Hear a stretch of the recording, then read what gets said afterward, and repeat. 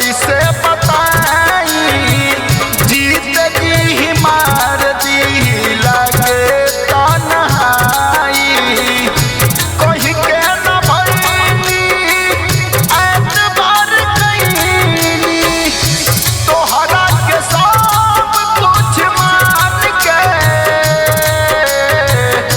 कहीं के न भइली एतबार कईनी तोहरा के सब कुछ मान के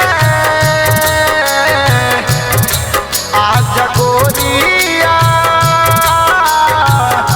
बाजी लगल बाट जान के आज गोरिया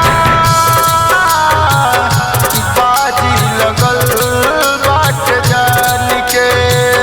हर रात राहों में चिराग जलाते रहे हम, अपनी नजरों को राहों में बिछाते रहे हम। यूं तो अरसा बीत गए इंतजार करते करते, तुम कभी तो आओगी ये सोच कर दिल बहलाते रहे हम। बन करी आँख चाहे दिन हो या रातिया हर घड़ी नाचे खाली तोहरे सुरतिया मन के उदासी जिंदगी दिनासी कैली मोहब्बत हम पे जान से